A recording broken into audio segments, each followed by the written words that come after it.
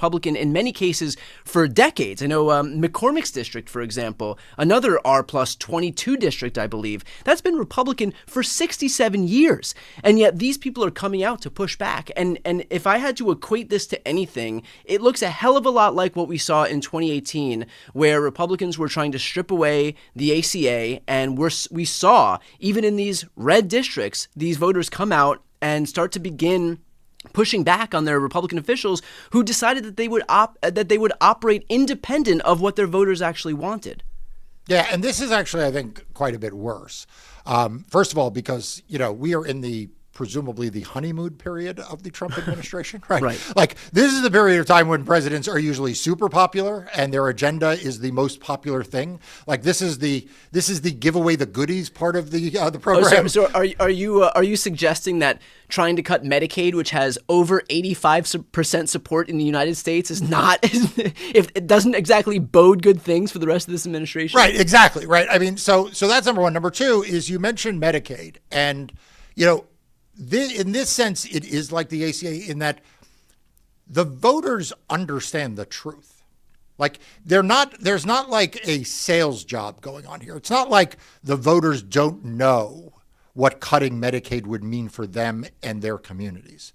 It's not like this can be spun. This is wildly unpopular. And Donald Trump has set up a dynamic to make actually Congress the bad guys. Like, the Republicans here have actually been set up by their own president, because Donald Trump continues to say, I'm not in favor of cutting Medicaid.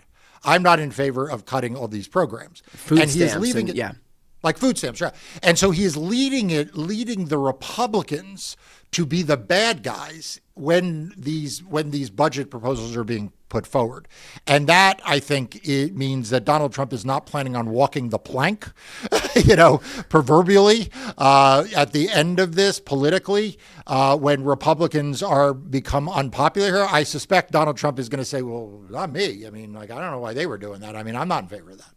Well, I would push back on one thing, and that is this idea that they're not going to try to spin it, because already we've begun to see the sprouts of what they hope will germinate into their full-blown defense, and that is this idea that all of this is warranted, necessary, and justified because they're just rooting out fraud. And so we know that they're going to try to cut $880 billion at least. And that's important too, because we know as part of the budget blueprint that it was at least $880 billion from the ENC committee. We know that it was at least $230 billion from the Ag committee, which of course oversees food stamps.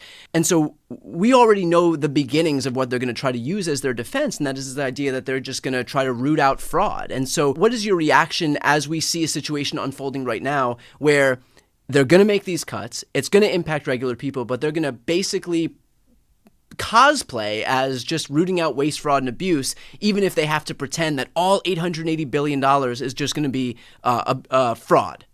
Yeah, again, this isn't going to work because it's going to impact real people. Correct.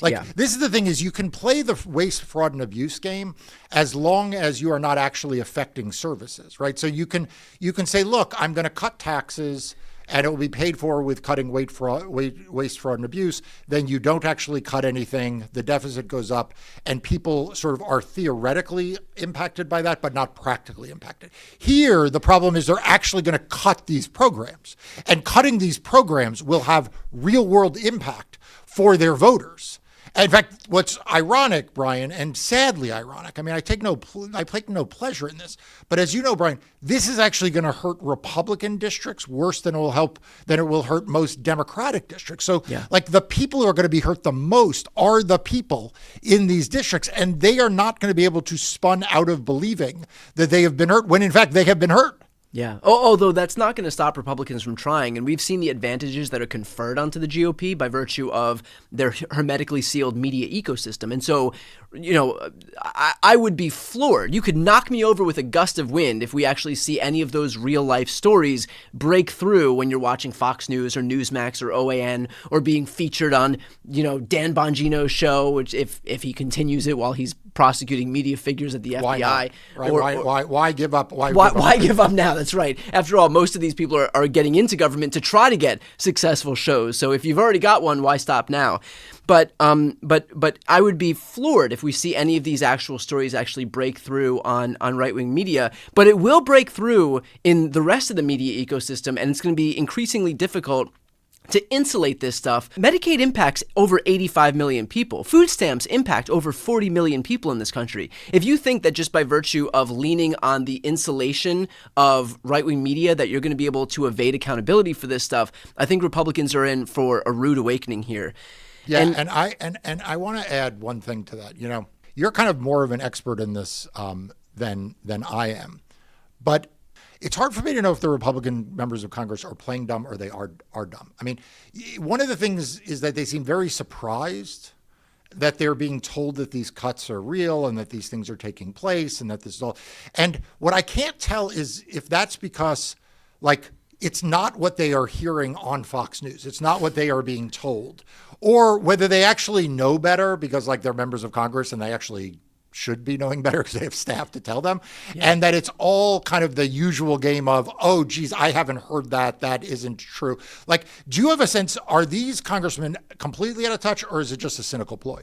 Cynical ploy to the nth degree. These people know full well exactly what they're doing, and they built it this way. So basically, the ploy that they're perpetuating here is that all of them are saying, well, this budget doesn't cut Medicaid. This budget doesn't cut food stamps. How dare, pull out the fainting couch. How dare anybody in the liberal media or on the left say that this is going to cut Medicaid and food stamps? That's not what I'm voting for. I would never. But they know full well that the budget blueprint actually seeks to eliminate that funding from the committees. So if you're taking $880 billion out of energy and commerce, for example, if you're taking $230 billion out of ag, the only mathematical way to eliminate that amount of funding is to cut Medicaid out of ENC, food stamps out of ag. That's the only way to do it. And so they have this layer of protection where they can say, well, I wouldn't put my name on anything that specifically cuts Medicaid. I wouldn't put my name on anything that specifically cuts food stamps, but I'm perfectly content to just mandate cuts to these certain committees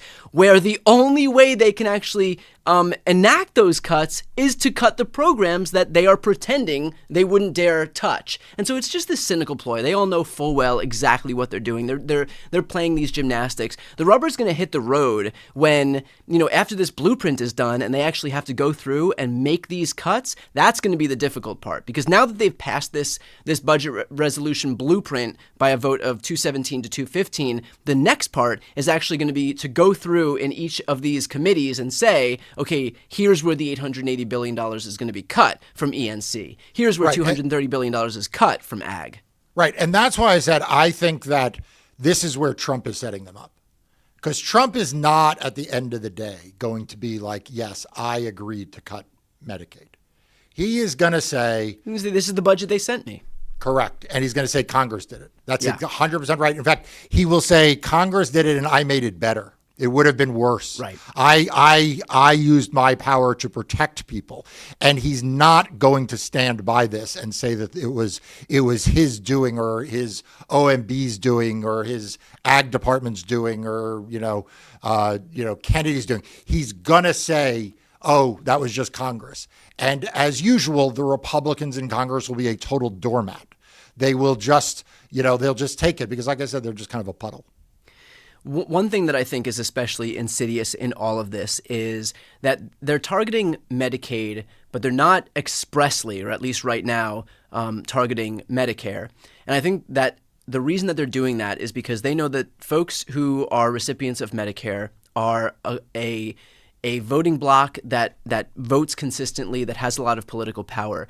The voting bloc that are recipients of Medicaid, we're talking about disabled folks, we're talking about children, tens of millions of people, kids in the Children's Health Insurance Program, even in food stamps, there's 40 some odd million Americans that receive food stamps.